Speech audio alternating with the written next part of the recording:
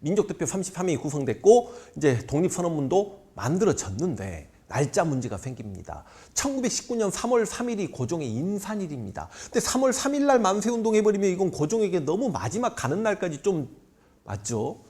좀 죄송한 마음도 있는 거고, 그리고 이제 많은 사람들이 인산 행렬을 보기 위해 올라온 시점이니까 차라리 인산일 전에 해야 많은 사람들이 모여서 만세운동을 함께 할 수 있지 않을까라는 생각을 당연히 하지 않겠습니까? 그래서 3월 2일로 날짜가 정해질 뻔했는데 3월 2일이 일요일이야. 그러니까 기독교계가 일요일은 주일이어서 예배 드려야 되기 때문에 만세운동을 할 수 없다. 이건 제 이야기가 아니라 설이고 주장입니다. 그래서 어쩔 수 없이 3월 1일 토요일로 날짜가 못 박힌 거고, 3월 1일 토요일 오후 2시 지금의 탑골공원 일제강점기 파고다 공원이라고 불렸고, 조선시대는 원각사가 있었고, 그래서 지금도 원각사지 10층 석탑이 있는 곳 아닙니까? 그 탑골공원에서 사람들이 들불처럼 모여들었습니다. 뭐 5,000명이 모였네. 그러니까 이 소문이 일제는 전혀 감지하지 못하고 있었고요. 실제로 뭐 손병희가 이완용에게도 함께 해볼래라고 했는데 이완용도 일본에게 미리 이야기하지 않은 것 같고, 실제로 독립선언문을 미리 확보했던 신철이라는 악질 친일 경찰도 그래 만세운동을 해야지 하고 잠깐 휴가 제출하고 뭐 만주로 떠났다가 나중에 일본 아이들에게 잡혀서 감옥에서 죽었다는 이야기도 있고, 이게요 아무리 나 먹고 살자고 친일했던 사람들조차도 막상 우리가 독립이 되면 좋겠다 라는 생각들은 다들 있었던 것 같습니다. 그런데 여기서 우리가 천안에 독립기념관 가면 어마어마한 동상 있잖아요. 민족대표 33인 동상. 전 진짜 그 동상 볼 때마다 짜증 진짜 제대로 받는데, 민족대표 33인이 이건 뭐 하는 짓거리인지 모르겠습니다. 탑골공원으로 가지 않고 당시 조선의 가장 큰 요정, 서울의 가장 큰 요정이었던 태화관에 모입니다. 이거 쉽게 얘기하면 눈살롱에 모인 거 아닙니까? 그래서 33명 중에 4명은 또 목사 4명은 무섭다고 기독교계는 빠져버립니다. 그래서 29명이 모여요. 그래서 그 자리에서 기민독립선언문을 읽고 자기들끼리 만세 삼창을 합니다. 그러니까 이들이 탑골공원에 가지 않고 태화관에서 조용히 만세 삼창을 외치고 기민독립선언문을 읽었던 이유는 자신들이 밖에서 기민독립선언문을 읽어버리면 이 만세 시위가 폭력적 시위로 갈까봐 종교인들이기 때문에 조선이 다쳐서도 안 되겠고 평화적 시위를 하기 위해서 조용히 그렇게 만세 삼창을 외쳤던 것 같습니다. 그리고 일본 헌병 측에 전화를 해서 우리가 기미독립선언서를 여기서 읽었고 만세 삼창을 했으니까 우리를 잡아가세요. 대신 우리 자수하니 이거 참작해 주세요. 실제로 뭐 이렇게 자수했다는 설도 있고, 일본이 민족대표가 태화관에서 몰래 이걸 읽고 있다는 걸 알고 와서 잡아갔다는 설도 있고, 그런 거는 설이 많습니다. 근데 어찌됐든 간에 저는 이 민족대표는 비판받아 마땅하다고 생각합니다. 그 훌륭한 선병이 너무너무 훌륭하고 개인적으로 존경할 수밖에 없는 한용운 선생님도 이 비판에선 자유롭지 못합니다. 왜냐하면 이들은 만세운동을 자신들이 촉발만 시켜놓고 평화로운 시위가 되게 만들고 잠깐 하루 이틀 하고 끝날 걸로 생각했습니다만, 미리 말씀드리는데 3.1운동은 1919년 3월 1일부터 4월 30일까지 2달 동안 연인원 200만 명이 참여했던 정말 어마어마한 거족적 만세운동이었습니다. 누가 시켜서 한 것도 아니고 점조직이 있었던 것도 아니고, 하다못해 촛불 집회할 때만 하더라도요 여기저기 준비하는 단체가 있었지 않습니까? 광화문에서.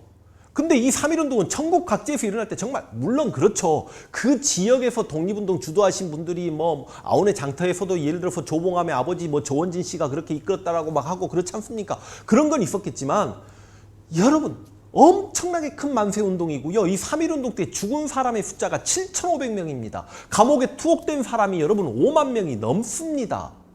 진짜 여러분 이렇게 거족적인 만세운동인데 실제로 3.1운동이 실패했을 때 단지 신채호가 뭐라고 했는지 아십니까? 3.1운동이 실패했던 건 구심점이 없었기 때문이다. 그러니까 이 민족대표가 자수하지 않고 바로 탑골공원에서 기민독립선언문 읽고 만세 삼창하고 목숨 바쳐서라도 독립운동 하자라고 하면서 이 민족대표 33이 전국 각지로 찢어져 가지고 점조직을 형성하고 만세운동을 더 이렇게 여기저기 조직적으로 전개시켰더라면 200만 명이 아니라 500만 명, 1000만 명이 참여할 수 있는 운동이었고, 혹여나 압니까? 우리가 일제로부터 진짜 독립을 쟁취했을지 독립을 쟁취하지 못했다고 하더라도 전 세계 각국이 조선의 식민 통치 사항을 더 관심을 갖고 쳐다볼 수 있었던 건 명백했겠죠. 그래서 실제로 3.1운동의 가장 큰 실패 이유는 바로 민족 대표 때문입니다. 근데 무슨 민족 대표를 영웅이라든지 칭송합니까? 그때 돌아가신 분이 7,500명인데 민족 대표들 그때 죽었습니까? 한 분 돌아가십니다. 감옥에 3년간 갇혀 계시면서. 감옥 투옥 생활도 3년밖에 안 해요. 3.1운동 하시다가 돌아가신 분들은요. 아니 돌아가신 분들은 돌아가셔버린 거고 잡히신 분들은 15년, 10년, 5년 투옥합니다. 어찌 이들이 민족 대표야? 이름 없는 민초들이 일으킨 독립에 대한 의지를 보인 항쟁 3.1운동을 저는 민족 대표들이 오히려 이들을 부각시키는 건 오히려 3.1운동을 폄하시키는 거라고 생각합니다. 제 생각이 틀렸습니까? 3.1운동은 이제 민족 대표가 안 오니까 정재용이라는 학생, 제가 이 정재용 이름을 기억하는 게 옛날 DJ DOC 정재용하고 이름이 같습니다. 정재용이라는 학생이 기미독립선언문을 가지고 울면서 읽죠. 그러면서 이제 만세운동이 시작되는 거 아닙니까? 서울에서 학생들은 탑골공원에서, 민족 대표는 요정태화관에서 만세운동을 출발시켰고 이 만세운동이 전국 각지로 퍼집니다. 먼저 도시로 퍼지겠죠. 인구가 많은. 그래서 각 도시의 노동자, 상인들 만세운동합니다. 그런데요. 분명히 3.1운동 시작시키면서 한용운 선생님이 공약 3장에서 결코 배타적 감정을 치닫지 말라라고 하면서 비폭력을 지향했습니다만 3.1운동이 농촌로 확산되면서는요.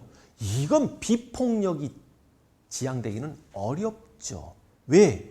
토지조사 사업이 1918년에 끝났다니까요. 일제강점기가 시작되면서 내 증조할아버지, 할아버지로부터 물려내려온 소자권을 강탈당한 거잖아. 나라 빼앗기고 21세기 대한민국에 나라 빼앗기고 내 전세자금, 내 월세 보증금 빼앗겼다라고 생각을 해보십시오. 그리고 농민들은 옆에 눈만 돌리면 곡괭이 보입니까? 안 보입니까? 곡괭이 들죠. 그래서 3.1운동은 폭력성을 띱니다. 3.1운동은 폭력적 저항운동이었다고요. 그러다 보니까 일제가 무자비하게 탄압해서 아까 말씀드렸지 않습니까? 7,500명이 돌아가셨다고. 대표적인 무자비한 탄압 사례가 제암리 학살사건, 제암리 교회에 마을 주민 수십 명 넣어놓고 당시 교회가 벽돌식 교회가 아니라 플레이트 건물 막 그런 식인데요. 막 총 난사해버리고 수탄 투척해버리고. 아니 여러분 어떤 시위에서 7,500명이 죽었으면 이게 얼마나 많이 일제가 무력으로 진압을 했다는 건지는 다 알 수 있지 않습니까? 여기서 이제 유감순 이야기 해버리면 지금 현재 몇 분이죠, 피디님? 지금이 19분인데 유감순 열사는 제가 따로 한번 좀 이야기할 수 있도록 하겠습니다. 독립운동가를 따로 재조명해보는 영상들을 다 촬영을 할게요. 그래서 이제 3.1운동은 이렇게 농촌로 확산됐다가 해외로까지 미국이라든지 만주라든지 그리고 일본이라든지 우리 한인들이 있는 곳에서는 다 여기저기 만세 소리가 외칩니다. 물론 그때 만세를 과연 대한독립만세를 외쳤을까 조선독립만세를 외쳤을까도 한번 고민해봐야 됩니다. 그러니까 조선 독립만세를 더 많이 외쳤던 것 같긴 해요. 왜냐하면 1897년에 대한제국이 수립되고 13년 만에 1910년에 이제 일본에게 병합당하거든요. 뭐 혹자는 대한독립만세를 외쳤을 수도 있습니다. 그때 태극기 들고 만세 외쳤다라는 건 좀 무리고요. 왜냐하면 태극기가 그렇게 많이 있을 리가 없습니다. 그래서 처음에는 모자 들고 이렇게 대한독립만세, 조선독립만세를 외쳤다가 나중에 조금 조직적으로 변모해 가면서 여기저기 태극기가 보급되고 그랬을 거라고 봅니다. 자, 이제 이 3.1운동이 왜 엄청난 운동이냐면 3.1운동이 우리의 독립운동사를 완전히 방향을 바꿔버립니다. 1919년 3.1운동으로 인해서 일단 일본도 무단 통치 가지고 조선인을 누르는 건 한계가 있구나. 그래서 소위 문화 통치라는 사기치는 통치기가 이제 시작이 됩니다. 문관 총독 임명하겠다고 했지만 문관 총독은 임명되지 않았고요. 헌병 경찰 통치를 뭐 보통 경찰 통치로 바꾼다라고 했지만 오히려 치안유지법 제정해가지고 조선인들을 더욱 힘들게 했고 이 치안유지법이 현재 대한민국의 국가보안법의 전신입니다. 그리고 오히려 경찰 유지 비용이나 인력이나 장비는 더욱 증가하죠. 뭐 도평위에 부면 협의회 이런 거 만들어가지고 조선인들의 지방행정 참여를 독려하겠다라고 말만 그렇게 했지만 일부 친일파만 그렇게 참여했을 뿐이고요. 대신 1910년대 무단 통치기와 1920년대 문화 통치기의 가장 큰 차이점은 10년대는 언론 출판 집회 결사의 자유가 없었고 20년대는 언론 출판, 집회, 결사의 자유가 있었다. 이게 실은 가장 큰 차이입니다. 그래서 바로 뭐 언론의 자유가 생기니까 1920년에 조선일보, 동아일보가 바로 창간되지 않습니까? 물론 신문은 창간시켜놓고 일본 통치에 불리한 기사들이 있으면 검열해서 삭간시켜버리고 그랬겠죠. 자, 뭐 언론, 출판, 집회, 결사의 자유가 있고 없고 이런 걸 다 하나하나 비교하면 또 너무 시간이 걸릴 것 같아서 이제 저는 3.1운동의 결과로 한번 넘어가 보겠습니다. 3.1운동 결과 방금 말씀드렸듯이 일제 통치 방식이 무단 통치에서 소위 문화 통치로 바뀌었습니다. 그런데 3.1운동 결과적으로 실패했잖아요. 어마어마하게 큰 의의가 있는 운동이지만 독립을 쟁취하지 못했잖아요. 독립을 쟁취하지 못한 이유가 아까 말씀드렸듯이 단재 신채호가 뭐라고 했다고? 구심점이 없었다. 그러니까 민족 지도자들의 입장에서는 이런 거족적인 만세운동이 또 일어날 때를 대비해서 중심 단체를 만들어야 되겠거든. 그래서 여러분 3.1운동이 끝나고요. 정부적 성격을 띤 단체가 한반도하고 만주, 연해주, 중국까지 한 9개 정도까지 만들어집니다. 그 9개 정도까지 만들어졌다가 그중에 가장 큰 단체들끼리 연대하는데 한성정부의 법통을 계승하고 연해주에 있는 대한국민의회를 상해임시정부가 흡수통합해서 1919년 9월 달에 통합임시정부가 수립이 되니 3.1운동의 가장 큰 결과 임시정부 수립. 그리고 여러분 1910년대 무단 통치기하에서 농민들이 곡괭이 들고 저항했던 게 3.1운동이잖아요. 그런 1910년대 해외에서는 독립운동 기지들이 조금 만들어지고 있었고 독립군들이 양성되고 있었거든요. 총을 들고 무장투쟁을 준비하고 있는 독립군들 입장에서는 이것 봐라. 우리가 총을 들고 국내로 진격했을 때 저렇게 3.1운동 때처럼 농민들이 호응을 한 번만 더 해준다면 바로 독립을 쟁취할 수 있겠네라는 자신감과 함께 여러분이 다 알고 있는 봉오동 전투와 청산리 대첩이 다 1920년이에요. 그리고 이때부터 계속해서 무장투쟁은 어마어마하게 이제 불을 붙어갑니다. 그러니까 무장투쟁이 본격화된 것도 역시 3.1운동이고요. 그 다음 실제로 3.1운동을 이끌었던 건 누굽니까? 학생, 청년, 농민, 노동자죠. 근데 특히 학생, 청년들, 그러니까 돈이 많은 아이들은 학생이었고 청년들은요. 학교는 못 갔지만 지식인 청년들 머리 좋고 막 책 많이 읽은 청년들이 있었을 거 아닙니까? 그 학생 청년들은 일종의 허무주의에 빠집니다. 이렇게까지 많은 사람이 죽고 이렇게 많은 사람들이 서대문 형무소에 갇히고 죽어나감에도 불구하고 이렇게 가열차게 독립운동했음에도 불구하고 우리가 독립을 쟁취하지 못했다. 우리 한반도 조선의 독립은 이제 불가능한 것이란 말인가. 이렇게 힘들어할 때 한 줄기 희망의 빛으로 다가온 사상이 무슨 사상? 그게 바로 사회주의 사상입니다. 분명히 말씀드릴게요. 사회주의 사상, 사회주의하고 또 공산주의하고는 다른 거지만 공산주의로 갈게요. 저는 공산주의 사상은 분명히 실패한 사상이라고 생각합니다. 21세기 대한민국에서 공산주의 국가가 옳다.